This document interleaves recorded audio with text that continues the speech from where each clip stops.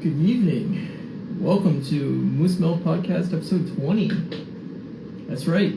We're in the 20s. We're old now. Thanks for joining us. I apologize for the delay in the episode. As you can see, I'm sitting on a pillow because my back is not in good shape. It's been a rough week, but just waiting for Matt to join us here and then we'll get started. But hope everybody's doing well. It's pretty warm here in Windsor, so I got a fan running. I hope it's not too loud on the mic. But it.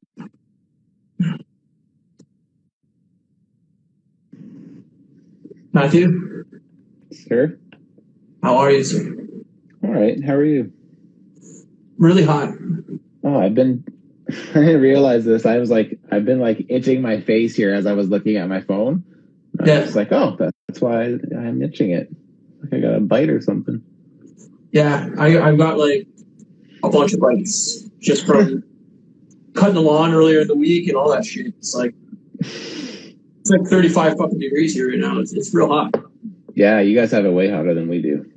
It's nice. It's pretty nice here. Like today, it was we went for a walk. We went out. We had we went to this breakfast place down the street from us, and it's only like 4 tables on a little patio. That's all they're allowed right now. Yeah. But it was just it was nice. It was probably 23 or something like that. So it was it was nice. That was I like that weather. It's what, sir? It's 30 here without humidity. Yeah, that's brutal, man. And I can't do the humidity at all. I just can't. I like the heat. Everybody around here is oh, we got to turn on our air conditioning. And I'm like, fuck no, man. I have the windows open. I'm loving it. But yeah, it's not. It's hot. It's warm. Yeah. Yeah. For May, it's real warm. Yeah, I guess it is. That is pretty warm for you guys. Yeah. You never know though, because you guys have had lots of times in May where here's some snow. Oh yeah. That's the problem with Windsor is you never know what the fuck you're gonna get, right? But yeah, true. I'm excited because I'm going on vacation in a few weeks to a cottage up north, and so nice. It'd be real nice if the weather was nice and it wasn't cold. We're going to Muskoka, and yeah. So camping or cottage? Cottage. Yeah. Nice. That's sweet. Yeah, we're supposed to do that in July, but it's in the interior BC. So if it's still how it is right now, then then we won't be able to go because we're not allowed to go into different territories. We have to stay in our own health regions. Yeah, I don't know if I'm breaking the law of doing whatever I'm doing, but you still do. Look at it as we all have our first shots. Yeah, totally. It's 5 people. It's not it's 25 people or something ridiculous. Yeah. We're all from the same area, so we're being as safe as we possibly can. But I don't know. Yeah. I mean, at this point, you gotta have a life. I agree. Stop barking. Hey, so yeah, I don't know if I can't see any of the comments move. Remember I tell you sometimes the comments don't move? I don't know if our viewer count is right or our customer comment thing is working. How many? I see people joining, but I see no. If you see people joining, and I haven't seen people joining in a bit, so I'm not going to be able to see any comments. So if anybody is saying anything, I can't see it. Just so you know. I'll read them off as they come if they're cool. If they're relevant, if they're acceptable to be read. But yeah, totally. If they're acceptable to be read. Hey man, we had that one guy 3 or 4 weeks ago that kept talking about. Oh, I've had it before too. So yeah, it happens. It definitely happens, and I'm not going to read that shit. So. It's always funny though, because sometimes I can see your face, and then I can tell you're having a hard time not laughing. It's hard not to laugh at dumb shit, but on the other hand, it's I'm not giving you the credence to read you out loud. I'm sorry. I agree. Still hilarious. What you been watching? Anything good? So we decided tonight to watch. Kate wants to watch the MCU, all the MCU movies, back to front, starting from the beginning. Yeah. So we watched Iron Man tonight. We skipped Hulk. See, I'm like the only person that actually thinks Pulp's like a lot of fun. So It's not that I don't mind. I don't mind it. It's just like it's pretty irrelevant, like to the overall story, right? Like nothing really the sticks only from thing you it. get out of it basically is It's his that origin. and fucking what's his name, General what's his face comes back later. Yeah, yeah. But even if you didn't know that, it wouldn't really matter. No, I mean, and then what? Samuel L. Jackson comes in at the end or something in the end credit scene. No, that's just an Iron Man. Iron Man comes to the General. Yeah, but yeah, I mean, there's nothing in that movie that's of any like real significance to the overall MCU. No.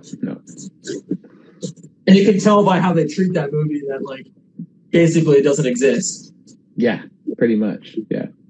But no, I mean, I liked it. I mean, I like Hulk. I think it's really underrated. Like everybody shits on it and say that and Thor 2. Oh, but I didn't really like Thor 2. I don't think Thor 2 is good. Yeah. But I think Thor 1's a way worse movie. I think Thor 1 is at least enjoyable. I don't necessarily dig it, but I'll watch it. Like I'm actually pretty excited to watch First Avenger, to be honest, because it's been a while since I've watched it, and I remember the last time I watched it after it'd been a while, I really liked it. So yeah, this time I might be in a similar boat. Obviously, Iron Man's like the standout those first 4 or 5 films, but I like Captain America's first movie. It's fine. It's not great. Yeah. Hey, what's up, big stuff? Hello. Okay, my dog is driving fucking insane. Come here.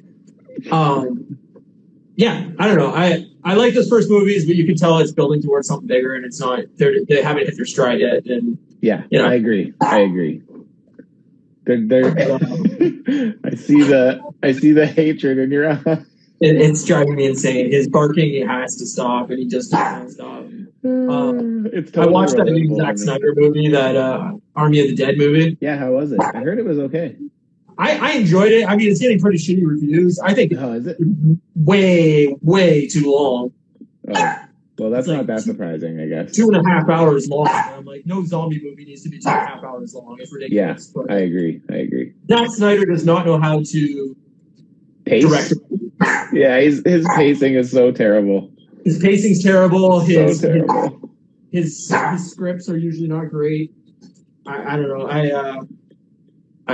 I think he needs to like, I don't know, figure it out. But your dog's going wild. Yeah, go do what you gotta do. Okay, so now you aren't seeing it, folks, but he is strangling his dog.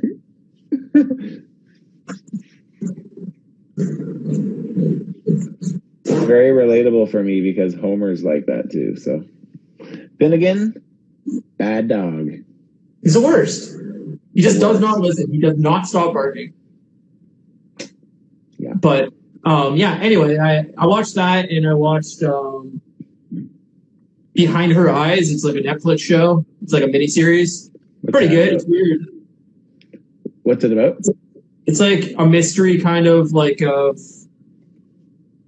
It's hard to explain without giving stuff away, but basically, this girl kind of meets this guy, and they kind of hook up, and then she finds out that he's her new boss, and it kind of is uncomfortable and stuff. And then like she kind of meets his wife too, and there's kind of like a love triangle thing going on, and there's like a mystery aspect to it, and I don't know. It was pretty like different and unique. Where I was like, oh, this is interesting. It's like 6 episodes long. Okay, not too much, but it was good. 30-minute episodes, or what's that? How long are the episodes? Like 50 minutes. Okay. Yeah, so it's not like too much of an investment. It's only 1 season. It's based off of bulk, I guess. So cool. Yeah, so I watched that. I don't know. I've been watching a lot of stuff because I basically have been stuck in my living room for a week. Yeah. So. I've been watching. I've been keeping up with Bad Batch, so I watched that last night. How is it? It's good. I think it's definitely slower paced, but again, it's because it's episodes or what the fuck? It's like 16 episodes, so there's a lot to. That's too much. I don't know. They're only 30-minute episodes, so it's fine. Like, Yeah, it'd be nicer to get more of it. Like, I'd rather get like maybe 2 episodes a week instead of just one, right? But like, it's good. Like, it follows the same kind of structure that the Clone Wars does. So it's like every episode is kind of like one little adventure, and they kind of like start it and wrap it up in the same episode, kind of thing, right? And then every once in a while, you get like one that's like a 2 episode or a 3 episode or a 4 episode arc, right? And those ones are a little bit more like continuing storylines. Sure. So we haven't had any of those yet. So I'm guessing next week maybe we'll get like the first like maybe 2 or 3 episode. Yeah. So, but this week we saw a familiar face from The Mandalorian in it. Oh, really? Yeah. So that's kind of cool. I won't say here just in case anybody doesn't want to be spoiled for Bad Batch, but yeah, it was cool to see this person show up, and that's cool. I'm glad they're tying stuff together. Mm-hmm. Yeah, totally. I believe this character had also shown up in Clone Wars. Okay. I might be wrong though, but I'm pretty sure that like when this character was brought to the Mandalorian, it's not Sabine, not Sabine, not I can't. Her name escapes me right now. Me and you are bad at names. Yeah, we really are, especially Star Wars. I've worked with people for 10 years and I forget their names on a day-to-day basis. So I'm just like super baked. If you can't tell, like I'm fucking rocked right now. I'm so rocked, but it's good. But it's good. It's good. Yeah. No, I probably won't watch it, but yeah, I'm glad people are enjoying it. That's good. That's good. I like the development of the Bad Batch, like the main team. Yeah. They got this girl, her name's Omega, and she's like got the coolest little Australian accent. And yeah, she's like, I guess I don't want to really spoil it, but like she's kind of playing a significant role. It's kind of a little bit similar to like The Mandalorian, how there's like kind of like this one's not really like so much like cute like Baby Yoda, but it's like a younger kind of like tag along who's like a clone also, right? So yeah, it's cool. It's pretty cool. Like it's been good. It's been good like character development. Like it's great. I mean, I think if it was live action, I'd watch it, but if it was live action, it'd be sweet. It's essentially what you're essentially getting in the background, Ryan, is like you're kind of seeing like the clone troopers converting into like the stormtroopers. So right now they're kind of like the Empire's looking at like stopping with clones and going for like a traditional style soldier that they recruit instead. Because clones are more expensive, but like the Caminos who make the clones are the ones who are like in this right now, and they're trying to like stay in it because they don't want to. It's like they basically like they live to make clones for the It's their whole production line, so they're losing big business. Yeah. So yeah, it's interesting. It's really interesting. No, that's cool, man. I wish these shows were live action. They have the budget. I don't understand why they're animated. I mean, maybe COVID has something to do with it. I don't know why people want more animated shit. Like I think there is a pretty huge market for Clone Wars and stuff like that. I'm pretty sure there is. I mean, there's a market for everything. You could package shit and somebody will buy it. But I just think, to me, it's like you have the budget. It's not a financial restriction, so you might as well make it as best as it can possibly be. And to me, that's a movie or a live action show or whatever. But I mean, after all they've fucked up with the movies, I don't know if I have that much faith in another movie. But yeah, I'm not again, right? Like, if they gave me reason to think that those movies were going to be successful, I would have. But like, there was no, like, there was clearly like no one like making the decisions, really, right? Like, it seemed like really like everyone just kind of does their own thing, and the next movie picks up the pieces of that, and like you would never see that. Yeah, and you would, not having that, I feel like really makes a humongous difference, right? And like it shows in the work. Again, it's just like a DC movie. It's just like, I know some people criticize Marvel movies for being like too kiddie or whatever, or too formulaic, which like I do get to a certain degree, but at the same time, like I'll take a well shared universe that makes sense. That if really the only thing you're worrying about is like, how did that guy make a suit of armor that he can fly around in? And it's like, no, it's not really that bad, right? Because it's no. Everything We're else living is in a just world like, infinite possibilities. Like it's science fiction. It doesn't need to make sense necessarily. Yeah. I mean, I don't know. I think it's like a horror film, right? Like people that like horror films are always like, well, it's not supposed to like be realistic, right? Exactly. It's supposed to just be spooky, and sometimes shit doesn't have to make sense. And then the people that hate horror films are going, "Oh, what an idiot! Why would never do that? Yeah, out the front door or whatever." It's like, well, because that makes a boring fucking movie. If the villain dies in the first 10 minutes, well, we don't have to film. You know, like. And so it's kind of the same thing. It's like not everything has to make sense. You're going for a ride and just enjoy the ride for what they're giving you, kind of thing. But that's funny. Yeah. So, anyways, we should probably talk about what the fuck we're actually doing here. We should. I agree. So last week, if you haven't watched last week's episode, you can find it on Instagram page at Moose Milk Media, or you can go to the YouTube page. Links in the profile on Instagram. We did our first five of our top 10 films. Yep. This week we're going to continue it. We're going to give our last five and then another honorable mention. So you're basically getting 24 films out of us that we love, we enjoy, 22. Oh yeah, 24. Yeah. We each gave two honorable mentions. So. Yeah, right. Yeah. So these are all movies that we love. If you don't love them, that's okay. If you do love them, quickly, great. Do your recap from last week. Do your go through them from just quick. Okay, I'll go through mine first while you get yours. Yeah, go through yours first. So mine last week were Toy Story, Empire Records, Fast Times at Ridgemont High, Pulp Fiction, The Big Lebowski, and my honorable mention was Little Miss Sunshine. All right, so mine were Cabin in the Woods, Forgetting Sarah Marshall, Cloverfield, Memento, Die Hard, and my honorable mention was Eternal Sunshine of the Spotless Mind, which I noticed afterwards we both picked movies with sunshine in it. That's kind of weird. That is kind of weird. Well, in fairness, it wasn't supposed to be that, so... Yeah, that's true. I was supposed to do Forgetting Sarah Marshall, but then you picked it. So. We have too much in common, sir. I can't disagree with that. Yeah. All right, so... Well, I started last week, so you should start this week, I think. All right. So my first one is a movie I think we both love.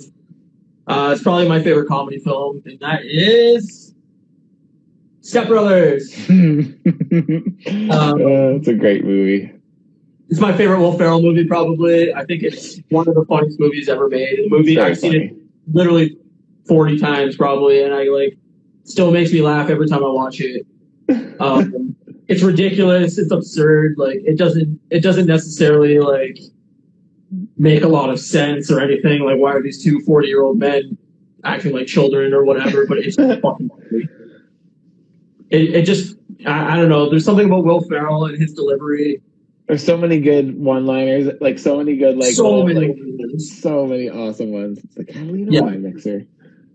I like when his brother comes up the treehouse or whatever, and he pulls up his shirt and it's glistening abs. Yeah, there's so many one-liners and good dialogue and I mean, it's just I don't know. It's just it knows how to make me laugh, and it's definitely not going to be for everybody. If you don't find Will Ferrell funny, it's not going to change your mind on him. It's a typical Will Ferrell movie. If you didn't like Anchorman or I don't know, any Will Ferrell movies really. Talladega Nights. Yeah, I hate Talladega Nights, honestly, but again, it was one that didn't totally click with me at the beginning, but then I went back. I think it was on TV, and I watched it, and I fucking died laughing. I was laughing so fucking hard, and I remembered little bits and pieces of it, but yeah, God, I'll have to give it a rewatch, but it just never. Something about driving cars and shit. Yeah, me too. It just didn't really catch me because I guess I didn't maybe get what they were trying to do at the time. But now, we fast forward to now, where the world we're living in now, it's it's pretty fucking hilarious, man. It's pretty. I'll have to give it another watch. Yeah, it's good. It's I would even say it's kind of relevant. I'll have to watch it then. Pretty funny. It's pretty funny. I haven't seen it since it came out, so. Plus, Sacha Baron Cohen's in it. Can't go wrong with that. Oh yeah. Sacha's incredible. I don't know how that guy can do so many different characters and roles. His acting ability is just fucking insane. But yeah, so Step Brothers, it came out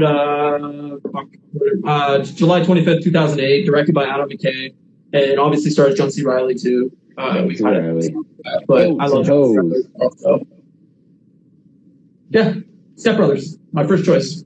Great one. You know what? I was gonna my Will Ferrell pick was number 2 on my list, but I'm gonna switch it to number 1 just so that way I can back it off of yours. And to be honest with you, the only reason that I didn't pick Step Brothers was because I picked this Will Ferrell movie instead, and this one is just like has been my favorite since like I remember I saw it in theaters 4 times, and then I got a bootleg copy of it, like a DVD. I know and I honestly watched it. I'm not even exaggerating. Like I probably watched it like 40 times, like before it ever came to DVD.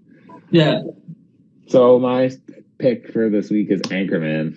So yeah, I knew it would be on your list. So again, another one with like a million one-liners. Like, you know, the design of the movie is to just give you as many one-liners as possible. It's great, and it's great because they shot so much footage that they actually could make another movie. It wasn't as like it obviously didn't really work like the first one did, right? But there was still some pretty funny stuff in it. And then like I love the character of Ron Burgundy. To me, like I love Will Ferrell being Ron Burgundy because he just like can say whatever he needs to say, and it's just he's so and all the supporting characters too, right? Like I love Paul Rudd, I love Steve Carell, man, so fucking funny. I love that movie, and I especially love it just because I mean, this is obviously sad that he's gone now, but Baxter, like, that every time you came to your parents' house and was like, Baxter, Daddy's home. Bark twice if you're in Milwaukee. Exactly. Like, that movie reminds me of you immediately every time I watch it. Excellent. I'm glad to hear that. It's so good. Yeah, and again, like that's one that like I revisit pretty frequently. So it's not like it's pretty constantly. I watch it at least maybe not twice a year, but sometimes I probably do. So did you like the sequel or no? No, it's terrible. No, but there were some parts where like again, like in retrospect, I think it's pretty funny. Like that whole like middle piece with the shark. It's so weird. It's so weird, but it's also like it's pretty insane that you did that, like because it was irrelevant to the story, and like it just slowed it down for like 6 minutes. I mean, my favorite part of that movie is when he goes to like the restaurant or whatever, and they're serving bat, and it's like, bat, ticket of the caves, and like that part makes me laugh so hard every single time that it's so good. But like the rest of the movie just did not work for me at all. Like it just I agree. It was a miss. Yeah. From the original Anchorman though, I love that Anchorman fight scene. Oh yeah, so fucking great, and I love Vince Vaughn. And like that crew too, right? Like it's just. Yeah, so good. What's the fact that like you got so many different random actors to show up for that one scene is like so cool. I know, it's awesome. There's so many good names in there. Yeah, there's probably lots that we don't even recognize that might even just be like tucked in the background too, right? Yeah, for sure. And it's just an absurd movie. Like it doesn't really make any like real sense. No. Story wise, it has scenes clearly written just to be funny. Yes. But it like works. It's like. They clearly just wrote bits and then like pieced it together, and like I don't know, it just works. It does work. It does work. I agree, and I also I like that like 70s aesthetic. Yeah. Like I love like the. I mean, I don't like to wear suits, but like I like how it all looks there, right? Like the suits and the hair and the mustaches and. Sure. It's Again, like I knew you would be on your list. I like Step Brothers more, but like if I was to pick another Will Ferrell movie, it would be Anchorman for me. Like I love that movie. If I had to pick another one beyond the two we picked, I fucking love Old School too. Like I think Old School is just so fucking great, and it's like that one I don't really classify as much as like it is a Will Ferrell movie, but it's like it's his character is not like the lead, right? Like no, it's Luke Wilson and Vince Vaughn more of a horror movie than it is Will Ferrell, but I mean the parts that Will Ferrell are in are awesome, like the best. Yeah, it made that movie, and like I mean that earmuff scene makes me laugh every fucking time. It's so good. Oh, with the kid, that's so funny. I don't know. It's another movie. Like there are iconic movies that like, other than those like three, I'd say maybe Superbad, and then like those are like the best probably comedy movies of like the last 20 years, in my opinion. Yeah, they're awesome. They're great. I have like honestly almost everything on my list tonight is comedy. There's only one that's I'm kind of torn up on my honorable mention right now. I'm kind of throwing it between two, so we'll see how I'm feeling by the end. Maybe I'll ruin it for you again. Maybe, yeah. I might have to, yeah. So yeah, Ant-Man is my first pick for the night. Very nice. So my pick, and this kind of stems from last week too, was that Matt picked Pulp Fiction. And I also had picked Pulp Fiction, but since Matt picked it, this was the only one we kind of like discussed prior to recording. So I went with Kill Bill. Nice. And I absolutely love Kill Bill. I think it's my favorite, my second favorite Tarantino movie. I would say Pulp Fiction is probably a better movie overall.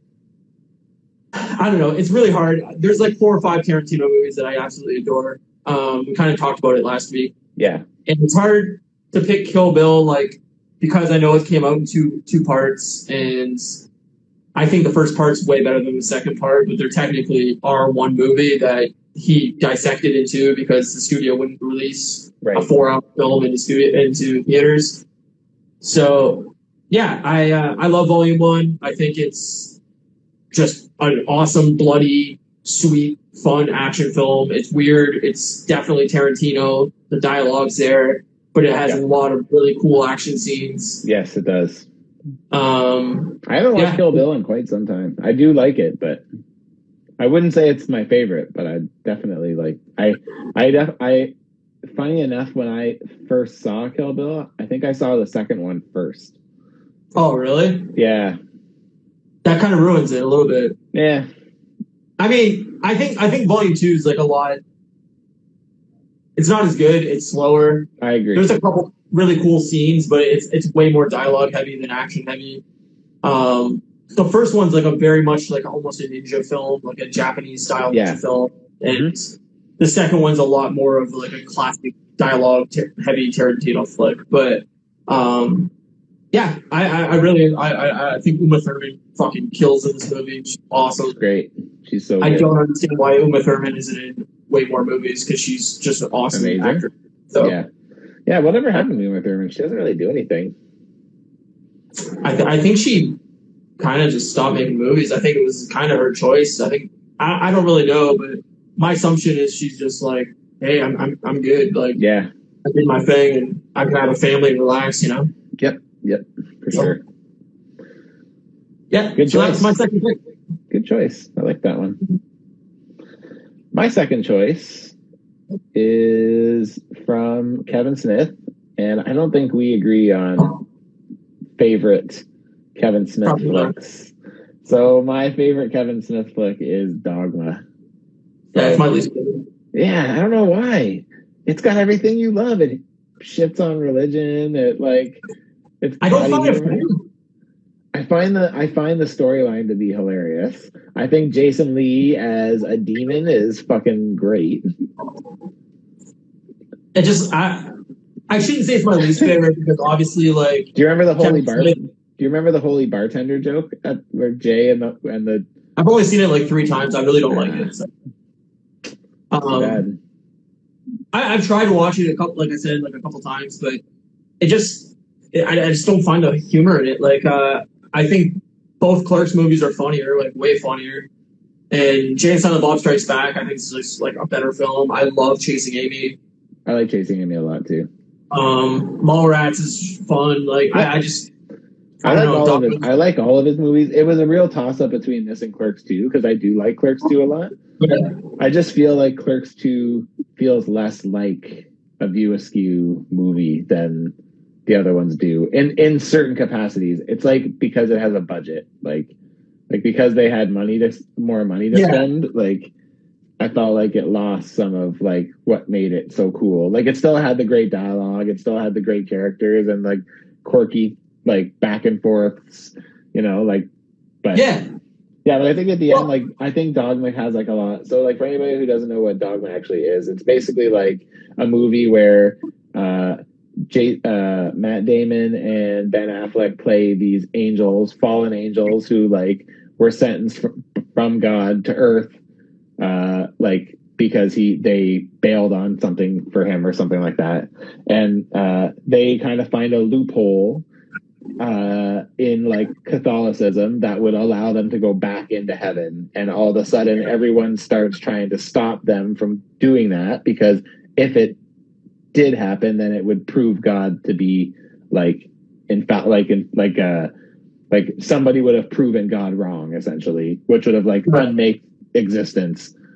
So like that's the story, right? So like it's about this lady who like can't give birth. She's struggling to give birth, like get pregnant, sorry. And her husband left her or whatever. She's like the last scion, which is like the last living relative to like Jesus, basically. And she has to meet two people and she ends up running into Jay and Silent Bob. And like it's just like they meet Chris Rock, who's like the 13th apostle. They start adding all these like weird little extras, like, and again, like to me, I think it speaks to me because like I was raised Catholic, so like I know all the stories, right? It's just like I'm not a religious person or anything like that, but like knowing the stories and stuff, I kind of helps too, right? I guess, but yeah, honestly, I just love it. I love Matt Damon. He plays like this like super drama filled fucking like fallen angel, and like it's just. There's so many good parts. For people that don't like Kevin Smith movies, like I'm not saying don't watch it. I think you should start at Clerks, obviously, and work your way. Yeah, Clerks is definitely the most accessible. Clerks 2 is the most accessible Kevin Smith movie. Like even Clerks 1, Clerks 1's weird, but I don't know. I mean, all his movies are definitely like weird and quirky in a way, but like definitely. Clerks 2, I think, has, like, if you're easily offended, you're not going to enjoy that movie. Like, BC Sasquatch says, I've had my fill of Kevin Smith. And, like, yeah, same. Like, his recent movies, I think, have been absolutely bad. I agree. I think he's kind of lost the plot. All he talks about is how much pot he smokes, and now he's a vegan because of his heart attack. And, like, the thing is he's become more of a character in himself, right? So and it kind of shows in his movies, right? Like I even like Jay and Silent Bob reboot. I don't like it. I don't compare it in any way to the View Askew stuff because it doesn't feel like that. But it feels it feels more like new Kevin Smith to me. So yeah, it's not written well in my opinion. The jokes don't land. I don't know. Jay doesn't look right to me. Like Jay's, he looks weird. He looks weird. He looks rough. Kevin's skinny now, just kind of has lost like that comedy edge. Snack pack. And yeah, I don't know. It's like when, and I don't mean to like besmirk anybody that like gets clean or loses weight or becomes healthy or anything like that. But it's like when your favorite like band all of a sudden like had like alcoholism problems or drug problems, and then they get clean, and the writing style of their music changes drastically because of it. And then like it's like Metallica, like. Once James Hetfield got clean, they kind of, I don't know, they're just not the same band anymore. And like, yeah, I don't know. I feel like Kevin Smith, like he's kind of just gone the opposite, where he smokes so much pot now that he's just not funny. I think it's probably more like he's older now, so he's not as with the relevancy, like he's not with the times as much anymore probably. And like I also think that just like like what made his stuff so unique was like the interactions between his characters, like, and like he was again another one who like did really great like dialogue, right? It was, you know, pretty in like non-traditional and like I just feel like you don't get that anymore in real life. Yeah, but I feel like now he kind of writes now more like he writes them as parody characters more than like, you know, like Jay and Silent Bob reboot is like a 2-hour parody. Like it's just a joke of itself. Like it could never take itself seriously because it's like it literally is just laughing at itself the whole time. But there's a universe where that movie could have been done very funny. Like, yeah, but even look at the first Jay and Silent Bob. Like if you look at the first one, that it's again they feel in no way the same. Like no, they don't. But that's what I'm saying is there's a version of Jay and Silent Bob reboot where he could have really poked fun at the idea of reboots, and there could have been like some new fresh comedy about that of like the present day issue of, you know, movie studios just basically wanting to remake or reboot everything. And I think there's comedy to be found there. I just don't think that movie lands any of it. And like, you know, he's a better filmmaker than I ever will be, so I give him credit for that. Like, don't get me wrong, but it's he's kind of lost the plot. Like his last good movie to me is Zack and Mary Make a Porno. Yeah, it's great. I love that movie, but after that, I think he's kind of lost the plot. Yeah, I don't disagree with you. There's nothing that he's done in the last 5 years or even longer. Honestly, since Zack and Mary Make a Porno, like. Nothing he's done since then has been good to me. Yeah, like there's a message in the BC Sasquatch Man says, I've seen him at the Rio Theater and turned down going to see a second one. And like, I've seen him live. I enjoy him live. I've seen Jay live solo. I've seen him and Kevin Smith together, I think twice. I think they're funny live. Like I enjoyed them both times I've seen them, but it's more based off of their stories of working in Hollywood and like stuff like that I find, you know, comedic rather than like them telling like a movie stuff. Like it's just basically them like living their celebrity lifestyle as being like kind of potheads that I find humorous. But I don't know. I like Kevin Smith. I think he's you know a good guy and everything like that. I just don't think his movies are very good lately. Yeah, that's fair. Well, I didn't pick a modern movie. I picked Dogma. No, if you like I said, enjoy picking fun at religion, it's fun to watch because it's a good joke. Even the intro is hilarious. Even the intro part is funny where it talks about like God has a sense of humor, and it's like take a look at the whatever. I can't remember what he said. It's like the wallaby, not the willoughby or wallaby, something. I don't remember what it is. Armadillo. I don't remember. Anyway, like I think the movie has funny aspects to it. I just, out of like the first 5 of his films, it's my least favorite one. Plus, it has Alan Rickman in it. Yeah, Alan Rickman's amazing. Who plays the Metatron, which is the voice of God. And he's got no dick, and he likes to pull his pants off and show his smooth stump. And Alanis Morissette's God, right? What's that? And Alanis Morissette's God, yeah. Which, that makes sense. I accept that world. I do too. I think it's good. All right. My next movie is my favorite horror film ever made. Scream. I love Scream. Scream's a good one. Absolutely my favorite, horror film. Reinvented the genre. Yeah, it reinvented the slasher genre. I mean, horror was kind of dead since the early or mid 80s at least. This was 96. Yeah, Christmas 96, I think. So, stars Nev Campbell, Courtney Cox, David Arquette. It's really, really funny. It's comedic horror, but it does have like pretty brutal moments.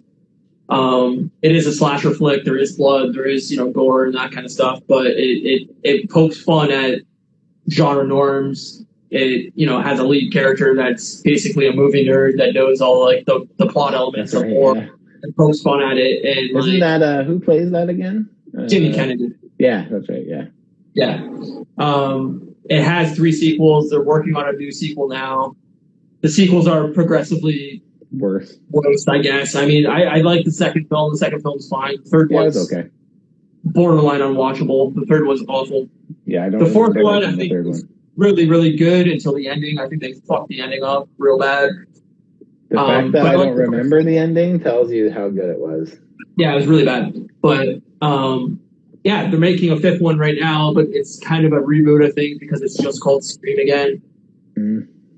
But it is a sequel, I guess, in the same aspect. Like Courtney Cox and Nev Campbell and everybody's coming back to return to the movie, but I guess it's just kind of like a reboot, a soft reboot. I don't know exactly what they're going to call it, but obviously new directors because fucking Wes Craven's dead.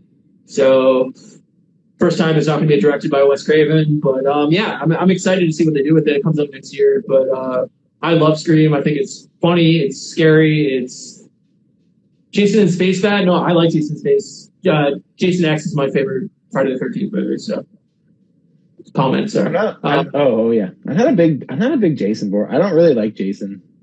Like I never got, even when I was into horror movies when I was a kid. Like I was mostly into horror movies when I was a little kid because me and my brother, my mom didn't care what we rented. We would just give it to her and she would just rent it. And like me and Jay would like watch all of like we were into all of it by like a very young age, right? Like so, but none of it really stuck for the long term for me. I think there's good Friday the 13th movies. And yeah, Friday the 13th Friday the 13th is the only one that. No, sorry, not Friday the 13th. Nightmare on Elm Street is the only one that stuck with me over the long haul. And to be honest with you, like really only the first one in New Nightmare. Yeah, I love. Nightmare on Elm Street has good movies, but I'd say Jason, like the Friday the 13th movies, are my favorite like horror franchise. Okay. Collectively, I think overall they have more solid films than bad, but like Jason Takes Manhattan, Friday the 13th 8 is terrible. Jason Goes to Hell is really, really bad. I like Jason X. I think it's a fun film, but like I know a lot of people think it's really corny, but I think it's got some of the best kills out of the entire franchise. Yeah, Halloween I think has some good flicks. In like a Halloween 1, the original is phenomenal, but then it gets really bad for a lot of those films. Like I don't think many of the Halloween films are actually very good. Yeah. I like Rob Zombie's reboot. The second reboot sucked. The new one, everybody like fucking blew loads over and fucking was like, "Oh my god, Halloween's back!" And I'm like, it was fine. It wasn't great. I don't think I saw it. I'm pretty sure I didn't see it. And they basically just pretended that none of the other films counted. Happened. It's basically like a full sequel to the original movie. Like basically every other movie doesn't count, but right. Jamie Lee Curtis is back and everything like that. But they're making 2 more, and that's supposed to end the franchise. But you know how these things work. If these movies make money, they're going to make 10 more after it. So, you know, I love Paranormal Activity as well. I love Saw. Like I love horror, but yeah, I just think overall Friday the 13th is probably my favorite franchise. Sorry, I sidetracked hardcore on that one. No, it's all good. I like I said, like I love Scream, the original Scream, but I think all the sequels are pretty bad. So the second one's fine. Yeah, the original is the best one by far. It's a mandatory viewing if you're a horror fan, and you have to see it. Has a great little twist at the end there. It's nice. It's a good time. It's great. It's really well done. It's really well thought out. It's really well written. It's creative. It's quirky. It's funny. It's got all the elements you want out of a good film. So I highly recommend Scream. I also do. It's a good choice. Thank you. My next choice is stepping away from comedy. Not really. It's still pretty comedy. It's kind of like a rom-com, I guess. My next pick is Garden State. Oh wow! I've only watched it once, so it's really good. This is another one of those ones where, like, honestly, the soundtrack I love the soundtrack so much, and it's not even like super popular. It's not even like super popular songs or anything. It's Zach Braff, who I generally do not enjoy, but I do enjoy him in this, and Natalie Portman. Yeah, it's great. It's really good. I do remember watching it, but it's a rom-com. It's a rom-com, but it's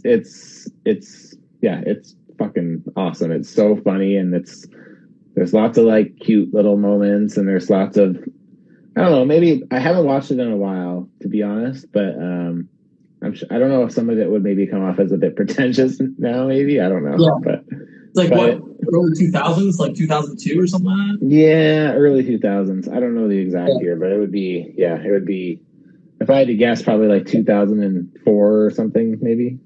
Yeah, I'm going to look it up real quick if I can, but I want to say '02, but I might be wrong.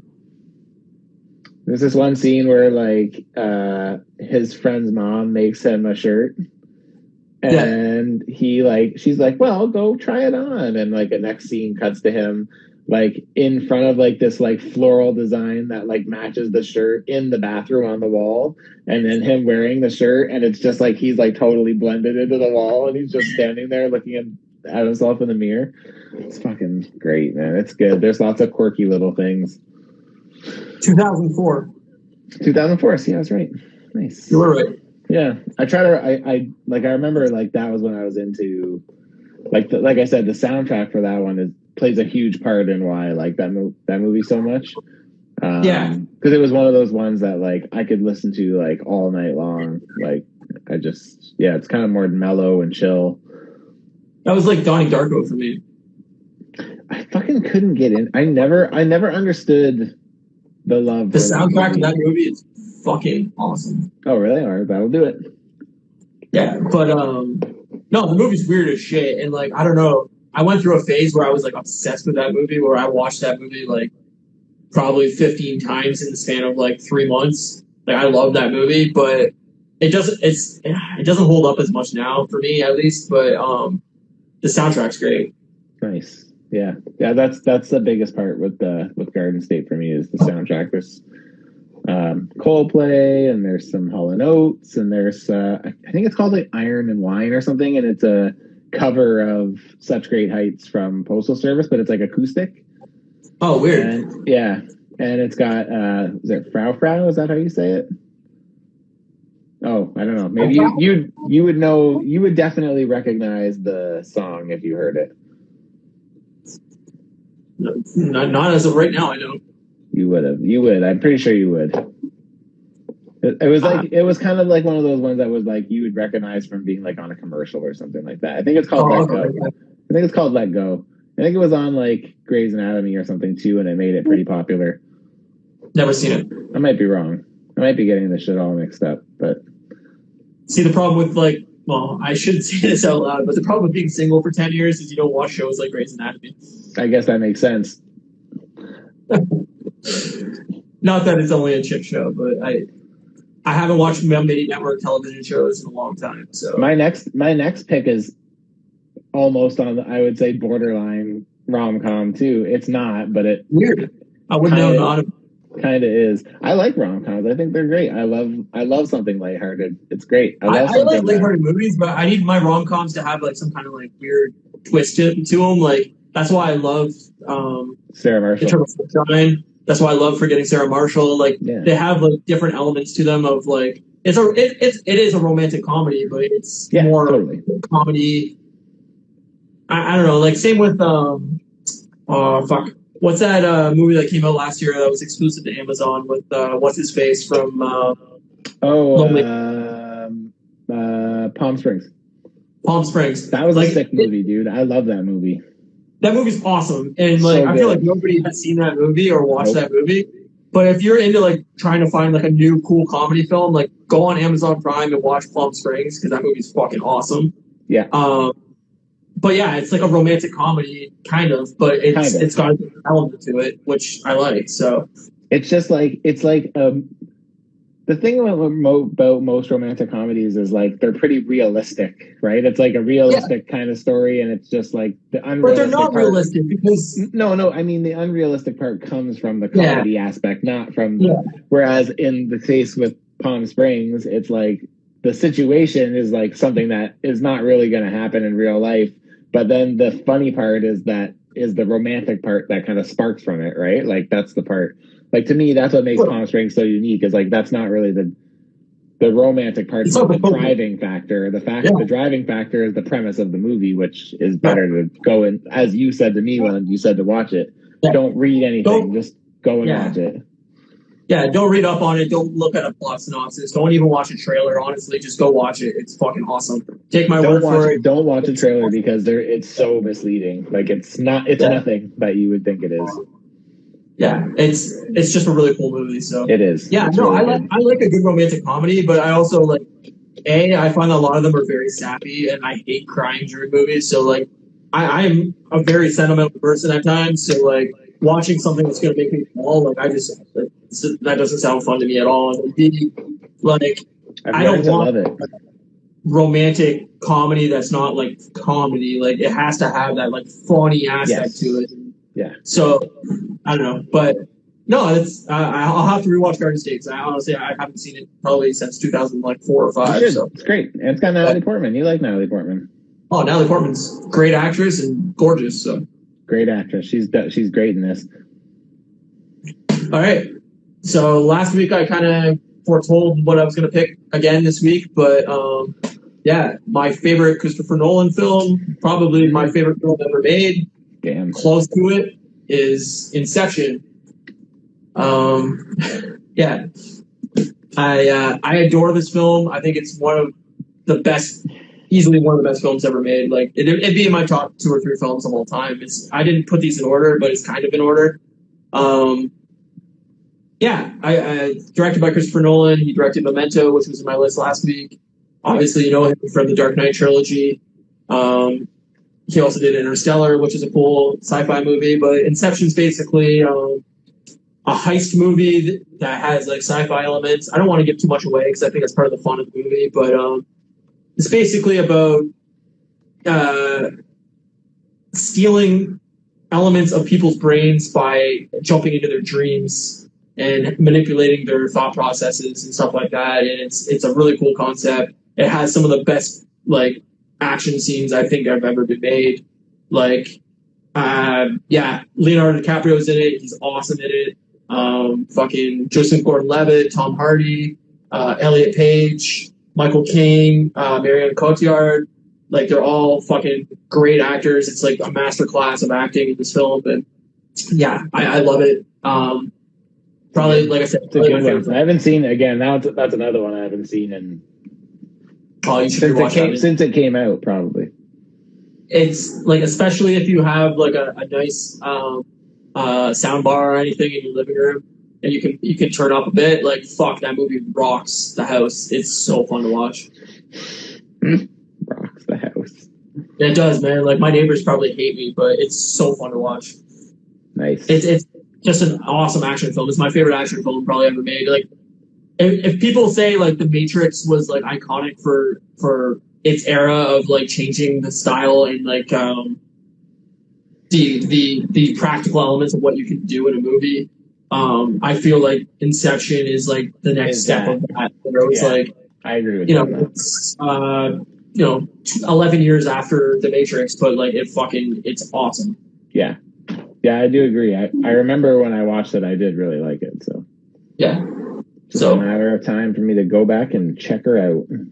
Yeah, man, it's such a good film. So Inception's my second to last film.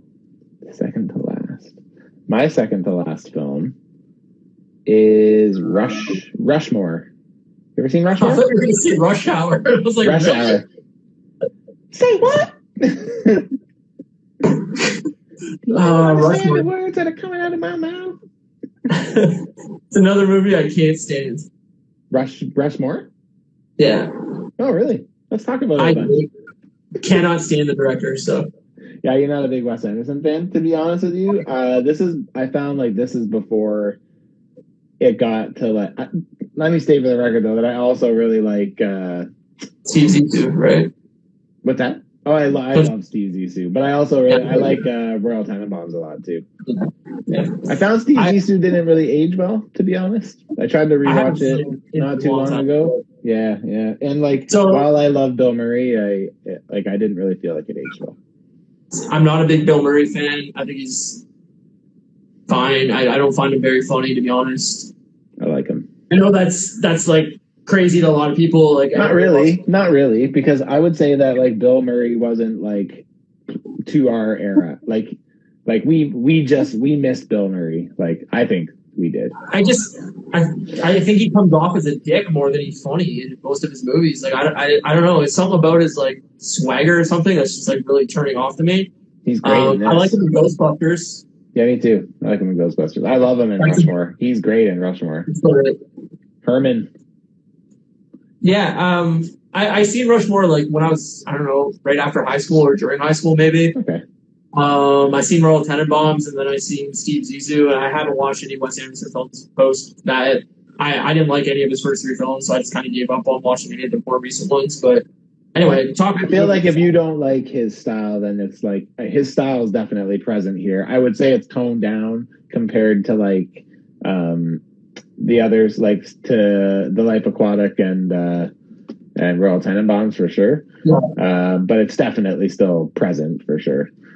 Yeah. But it basically focuses around like this kid Max Fisher, who's like he goes to this school. It's like a prestigious like private school, and like he is like the head of like every different like weird obscure like little club in this whole school, but like he like is barely passing. Like he sucks at school. He's not good at like his grades are shit, and like all he does is puts all his attention into like extracurricular kind of stuff. And he falls in love with like a teacher, with like this new teacher in the school or whatever, and like it kind of follows that storyline. I don't think you can make that movie again today either. Yeah, you might not be able to do that. Yeah. Product of its time, baby. It's great though. The world has changed. Yeah, but I mean, even at that point, I would think it was probably pretty frowned upon. Yeah, it's not that old. I think it's only like. Yeah. Well, it's got to be early 2000s too. Yeah, I would think that probably like 2000 or. Yeah. I don't know. Maybe anyway, continue. I didn't mean to pick up. Yeah. So yeah, I don't know. It's a great movie, right? So Herman, Bill Murray, his character is like a guy who like comes in and like he kind of fronts money for something that Max Fisher wants to do at the school. I think he wants to build like an aquarium thing because like the teacher that he really likes is like obsessed with aquarium, like likes like sea life and underwater shit. So he kind of like becomes like this big advocate for like aquariums, just to kind of like be in her good graces and stuff. And then Bill Murray's character kind of falls in love with the teacher. So then it's like a back and forth where it's like this older man is like basically like backstabbing this kid who's in love with his teacher. 1998. 98. Oh, yeah, there you go. It's fucking. I like it a lot. It's really good. It's it's quirky, and I can't remember who plays Max Fisher, but like he's awesome. Like he's just really good. So, and yeah, I like it. Like coming, especially like being a kid who was like picked on pretty much my whole like high school. Yeah. You know, kind of career, like whole high school life, right? So it's like, you know, high school. Yeah. So it was relatable, right? Because like, he kind of gets picked on a lot too, right? It's kind of like nerdy kid because he does all the extra stuff, right? The fencing. He's like president of the fencing club and calculator club or something, or it's like it's just calculator club. Yeah. I should have started that. Yeah, it's good though. It's quirky. I like it. Yeah, like I said, I'm not a Wes Anderson fan, but I mean, I know he's like a beloved director by a lot of people. My friend Brett like adores him. So yeah. I found as the movies got older, like past Life Aquatic, I found it started to get a bit too like I don't want to say stereotypical, but I kind of do want to say stereotypical, like to him, to like his style. Like I don't necessarily always love when like I can look at a movie and be like, this person did this. Yeah. Like he definitely has his own style, his own dialogue. I mean, Tarantino, to be fair, has the same thing, right? Like, I agree. You can pick out a Tarantino film. There's nobody else making films like Tarantino, and I would say the same thing for Wes Anderson. Is there's nobody else making Wes Anderson films? You know, it's a Wes Anderson film when you watch it. Yeah, that's fair. That's fair. I don't know if that's a good thing or a bad thing. Like, I think at a point it becomes stale, and I don't know. Like, Tarantino is never going to become stale for me because I think Tarantino is one of the best directors, period, ever. Mm-hmm. But it'd be interesting to see him do something out of his wheelhouse. Like, I would like to see a sci-fi Tarantino film. A superhero.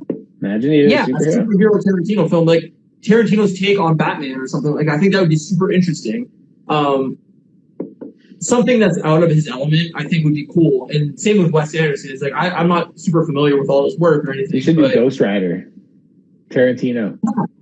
Like or like The Punisher, like something super violent like that, where he really like. Your voice went robot. Sorry, just wanted to tell you. I know that's something you can do. Just so you know, though. I'll stop talking. Robot Ryan, it's the robot. It does that at the hour mark. What's that? Yeah, it does. You're right. It does every single time. It doesn't like me after an hour. It kicks back off though, so I mean, at least it goes away. Yeah. So add anything you want about Rushmore, because I'll wait till my voice comes back. All right, that sounds good. Well, I like Rushmore. It's a really great movie, and you always say that right when I'm wrapping up, and yeah, it's good. I almost spit out my drink. That's funny. I like Rushmore. It's a good movie now. Back to you. Back to you in the studio. All right. Well, is my voice back at all or no? No, but whatever. You just do it. Fuck it. Now it is. As soon as you said fuck it went back to Virgo. Beautiful. All right. So my last film before we do an honorable mention is my favorite film of all time. This film means a lot to me. I've seen it more than any other film probably ever made. Anybody that knows me knows that I'm absolutely obsessed with this franchise. It is Jurassic Park. I left it off my list because I knew you would have it on yours. 100%.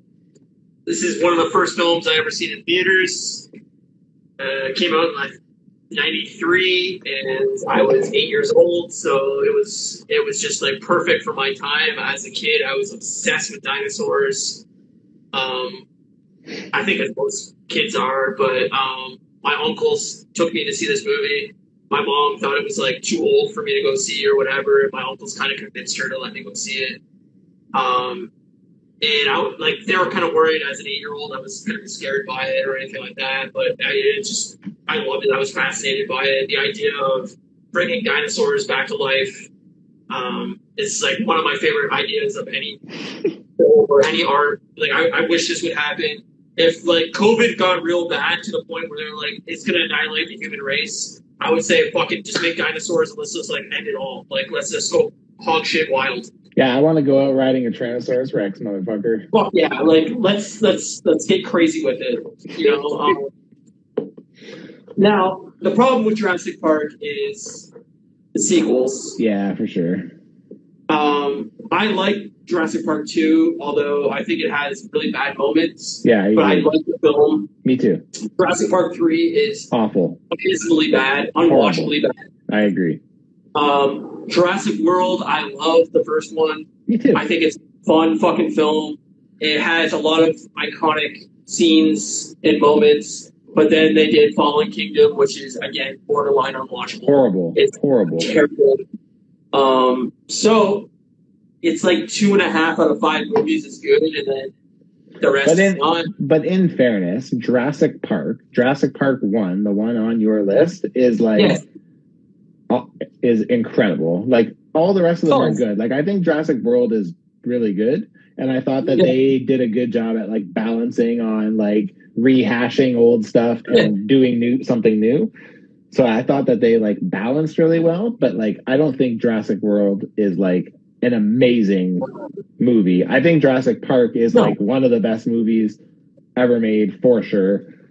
There was never anything really like Jurassic Park at its time. Like, I mean, you saw science fiction films, but like the way they did the dinosaurs through CGI and animatronics and like stuff like that, like it was, I mean, it holds up today, which is amazing because you can watch, you know, movies with CGI in the early 90s or late 80s and it looks terrible. Yeah. And laughably bad. Watch T2 with like the Terminator melting into like, you know, the metal like blob and stuff. It looks awful. Mm-hmm. Like it doesn't hold up. Where Jurassic Park, you can watch it now and it holds up. It looks great. Like it doesn't look bad at all. There's no scenes in it where you're like, oh my god, this movie looks like shit. Yeah. I think it's one of the best films ever made. It's obviously done by Steven Spielberg. He did the sequel, The Lost World. They're obviously based off of books by Michael Crichton. The books are very, very different than the movies. Yeah, I've heard. I've read both of them. It's hard to explain, but like basically the second movie has zero to do with the second book.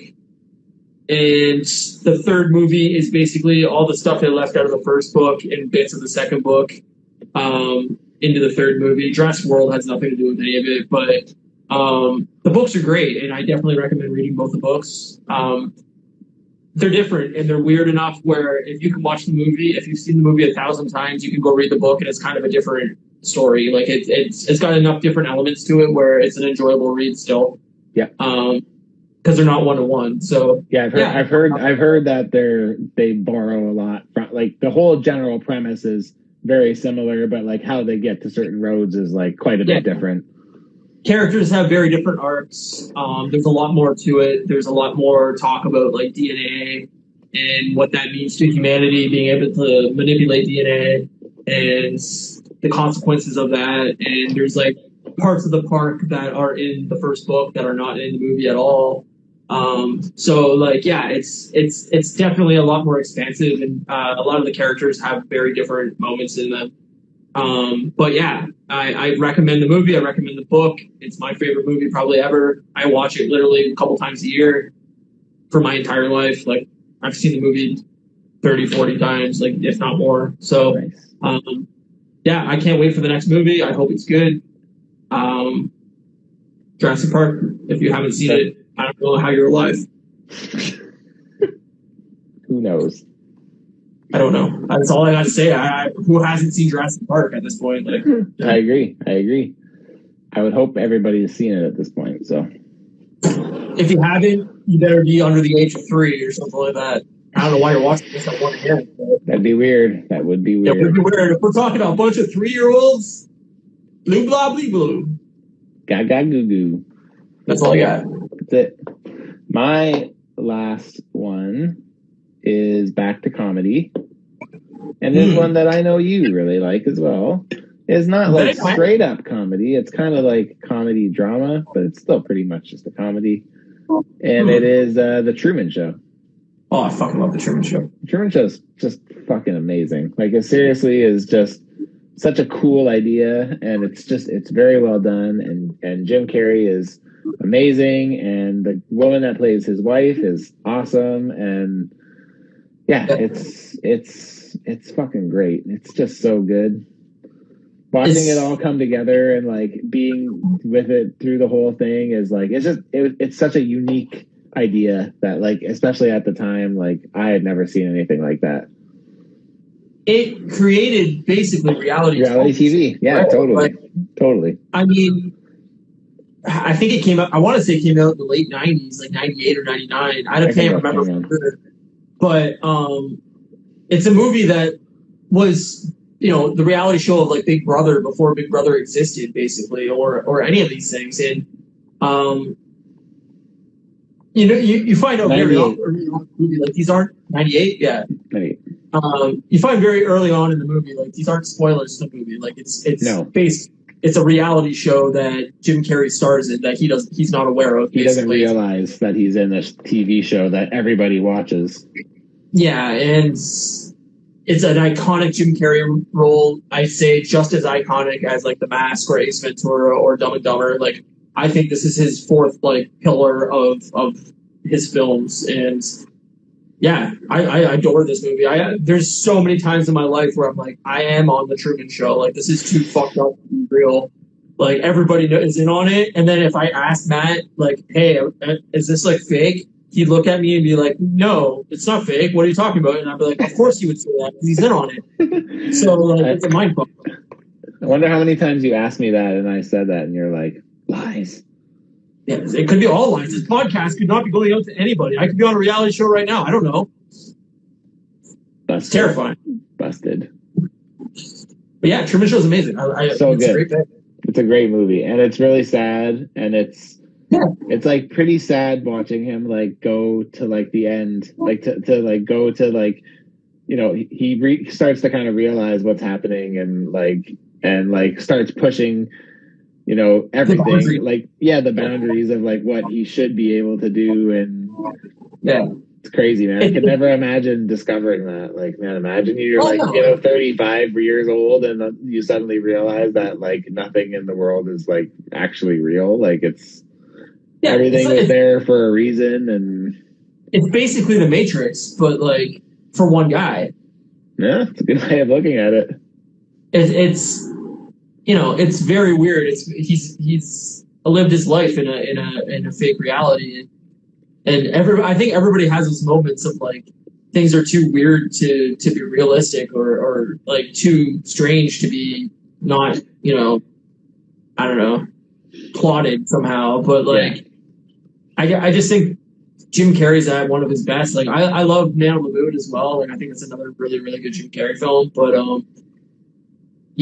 I love The Truman Show. It's a movie I've watched tons of times too because I just love it. Yeah, it's great. It's a good one now. And again, like I think I didn't say it this week or last week, but like I know I've said it before. It's like as I get older, it's like I'm finding myself like way more emotional when I watch movies, and it's like I remember the last time I watched Truman Show, like I was like fucking in tears, man. Yeah. Like it's sad. And it's kind of a romantic comedy too. Totally. Yeah. It's got romance albums and or elements to it, and I don't know. It's a great movie. I love it. Me too. It's awesome. So that rounds out my my list, but we still have honorable mentions. Honorable mentions, and I had a hard time picking what my honorable mention was because I love so many different films, and there's so many different ways I could go. Like leaving The Matrix off my list was really hard. There's a lot of films where I was like, man, this should be on my list. I'm surprised that you left Matrix off your list. Yeah, it'd be like number 11 or number 12 or number 13. It'd be somewhere in there, like my top 20 for sure. But yeah, again, it's on a different day. It could be in my top 10. I don't know. I tried to pick some different movies that like maybe not everybody had seen as well. My number 11 is Speed 4. There's only 2, but I wish there was 4. Have you watched Speed 2? Yeah, no. It's a really bad film. Is it? Isn't it like, what is it again? It's on a boat, but it doesn't star Keanu Reeves. No, it's Sandra Bullock, right? She's the lead, right? She's the lead, but like, I mean, it's a bad film. It's Speed 2 Cruise Control. It's the same plot of the first one, except it's on a boat. Yeah, I remember. Whenever I think of Speed now, I think of Family Guy, and they're on the iceberg, and it's like, if this iceberg goes faster than 1 mile a fucking year, it's gonna blow. I'm amazed they haven't actually brought Speed back somehow. Me too. Make Speed 3, bring Keanu Reeves back, do something crazy with it. He's on one of those like motorized scooters in the retirement home. Like, if this drops below, if this stops for any reason at all, I'll blow it up. It should be the next sequel to Fast and the Furious, where Keanu Reeves is in it somehow, and it's Fast and the Furious, but they take over the speed of 20 miles per hour and they explode. And they're trying to do a bank heist, but they can't go over 20. That'd be great. My honorable mention is another one of my favorite horror films. It is 28 Days Later. Oh, that's a good one. One of my favorite zombie flicks. Kind of reinvigorated zombies, I think, in my mind, at least. I would agree with that. It's directed by Danny Boyle. Came out in 2003. It's Kate is still terrified of that movie to this day. It scared the shit out of her. I don't find it scary. I find it. There's elements that are obviously scary in it, but like, it's just really, really well done. It's really well thought out. Super suspenseful. It's got kind of a comedy element at parts to it, but it's very realistic in its take of what would happen if like an outbreak kind of happened. And I know it's like hard to talk about now with COVID and everything like that. Like, we've kind of experienced like an outbreak of a disease, but I mean, it's not dissimilar in that style of like what would happen if disease left a lab and kind of hit the public would turn them into zombies, but they're not really zombies. They are, but they're not. They're rage inflicted humans that like are basically act like zombies, but have like super speed where they're running at full speed, and it's, right, yeah. it's the horrified elements of what humans would do in the case of a breakout like that. And I don't know, I love it. It starts Killing Murphy. Killing Murphy's awesome. I don't know, I love the film. There's a sequel to it that's actually really solid as a sequel. Great. I really hope that one day they make 28 months later or something like that. Bring Danny Boyle back, do something cool with zombies. I mean, I know a lot of people are tired of zombies, but I'm a huge zombie fan. I'll watch any zombie film. So, like Shaun of the Dead. Shaun of the Dead's great. I just watched that, like I said, that Army of the Dead movie by Zack Snyder. I love zombie films. So, I've never been huge in zombies. I don't mind them, but I just also I don't like seek them out. They don't like draw to me. Like if they look good, I'll watch them. But like, yeah, I mean, the weird part to me is why Army of the Dead isn't a direct sequel to Dawn of the Dead that Zack Snyder rebooted. Like, I feel like there's just like a huge missed element there. I mean, it's a very different film. Is it? Yeah. But like Army of the Dead is like, I don't know, it's more comedy at part. I don't know, it's weird. It's like I said, Zack Snyder has major pacing issues and editing issues, but like Dawn of the Dead is my favorite Zack Snyder movie, and I think it's like a fucking awesome zombie flick. So I remember it. It's good. Yeah, if I could pick 28 Days Later, I probably would have picked Dawn of the Dead. But yeah, nice. That's a good one. Well, my honorable mention is keeping it lighthearted still. And it's kind of going back to an old classic from when I was a kid. And that's Ferris Bueller's Day Off. Nice. Do you like that movie? Not really. No, yeah. It's okay. Yeah, I don't know. I loved it a lot when I was a kid, and kind of over the years, it just whenever it comes on, it's one of those ones that I just always leave on because I just, And I'm not particularly like a Matthew Broderick fan or anything like that, but like I don't know. I guess I kind of liked him in Cable Guy, but I don't know. I loved him in Godzilla. In that old Godzilla? I didn't think about that. Like, why would you like that? That movie's terrible, but it's awesome. That's so bad. Cable Guy's fine. It's not my favorite Jim Carrey movie by any stretch. No, me neither. It's different. It's different for sure, but it's yeah. And it's not that I don't like Ferris Bueller. It just never like stuck with me. Yeah, that's fair enough. Yeah, well, I can't imagine that anybody that doesn't know what Ferris Bueller's Day Off is. But if you don't, it's about a kid who basically skips school and like plans this giant ass fucking day. For a while, he's skipping school. He gets his girlfriend out of school, and he gets his best friend out of school. Or his best friend's actually sick, and they like steal his dad's car. It's like nice car, and then go out and have a crazy old day. And it's a lot of fun. It's pretty fun. It's like a coming of age comedy. Kind of. It's like a teen movie from the 80s or the 80s. Yeah, I guess it is the 80s. Yeah. I think it's like 80. Oh, I don't know. 7 or something. 87 maybe or 86. Somewhere in that area, I would assume. Yeah, I think later than earlier. So, but yeah, Matthew Broderick plays a great 86. 86, yeah. Matthew Broderick plays a great like sick victim. Like it just reminds me of like just like overdoing it when you're trying to like fake sick for school, right? Yeah, and he has like all these little things. He's got like snoring on tape that he leaves on in his room, and he like makes this little rig where like when the door opens, it like moves like a dummy in his bed, so it looks like he's like rolling over with the covers on or whatever, right? It's just very elaborate. It's good, man. It's good. No, it's definitely a solid flick. Like I said, I just never grew super attached to it. Like I've seen it a few times. It's fine. It's good. Yeah. It's funny. Yeah, I enjoy it. I enjoy it a lot. But I had a big ass list of honorable mentions. Oh, same. Yeah. Like leaving Back to the Future off my list was hard.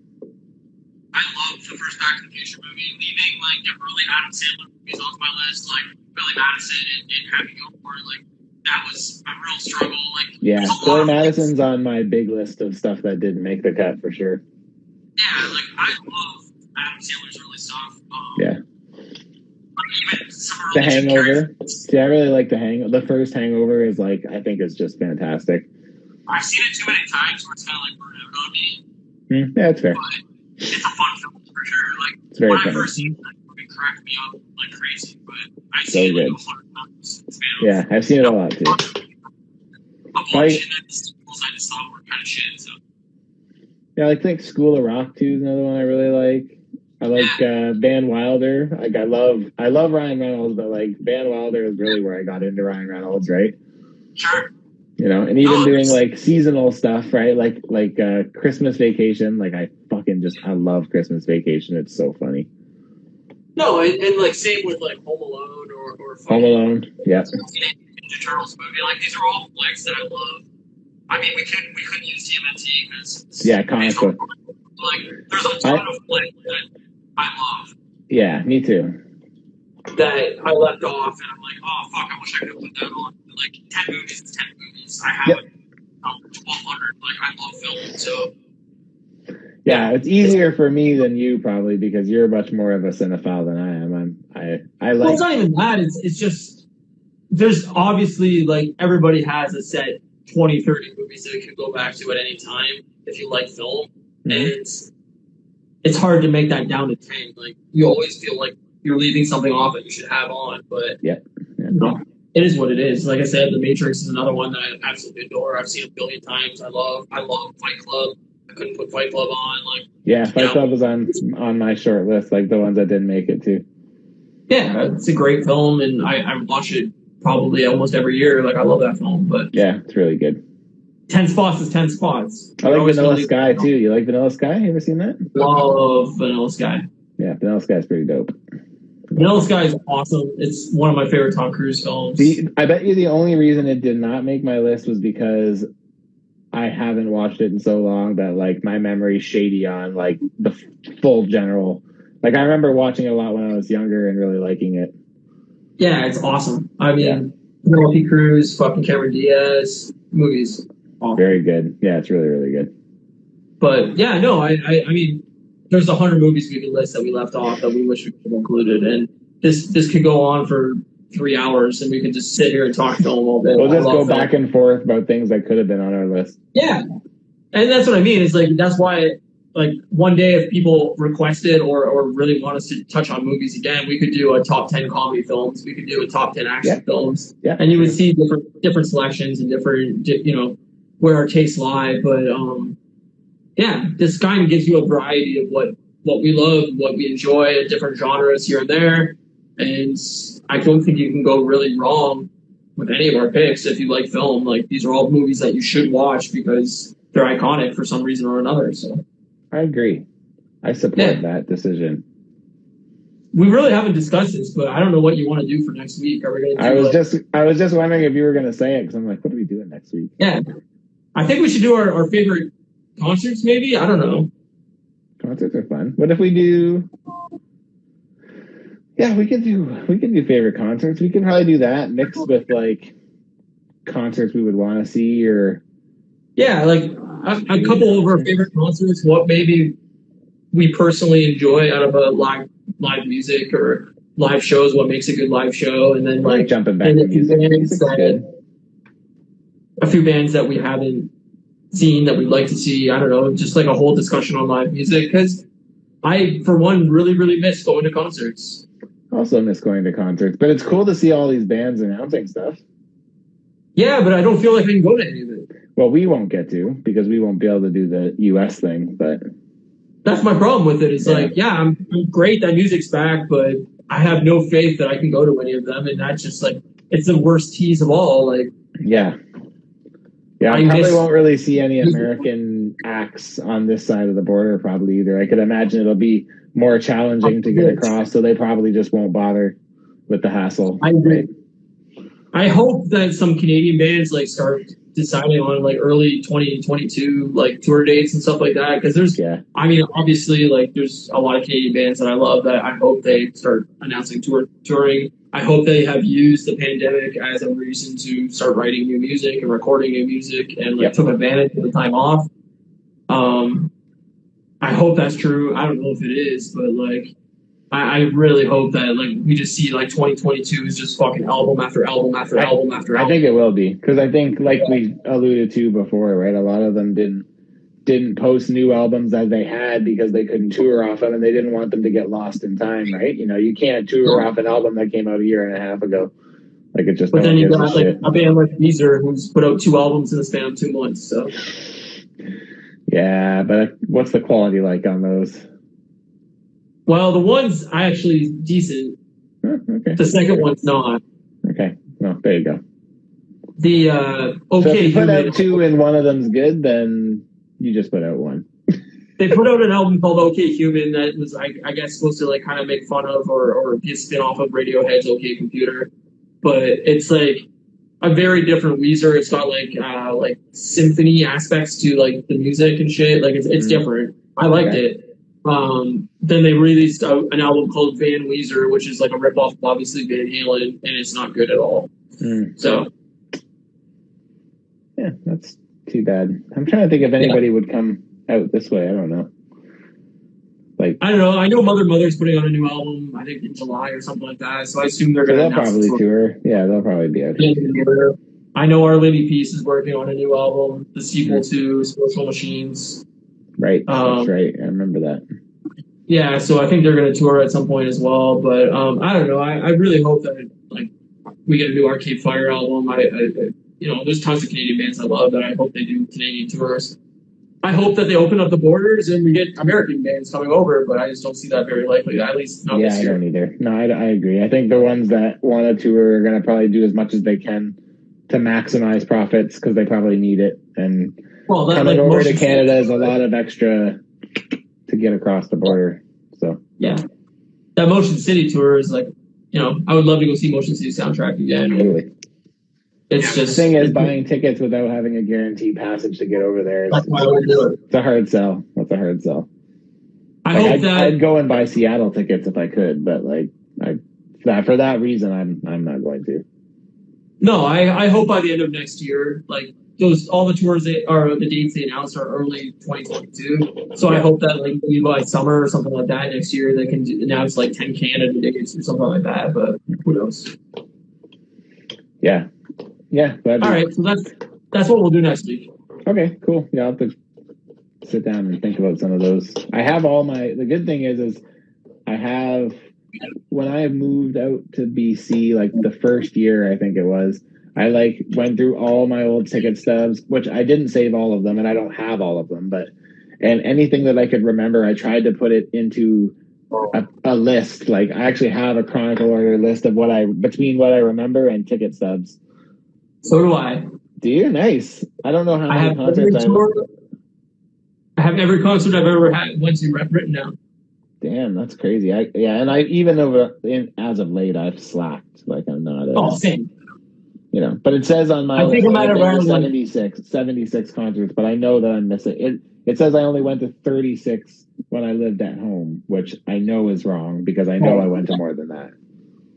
I'm somewhere, I think, around 80 as well, but there may have been a few I missed. I don't know. I try to keep track of all of them, but I know I'm in that 80 range somewhere in there. But yeah, I already wrote down like some of the iconic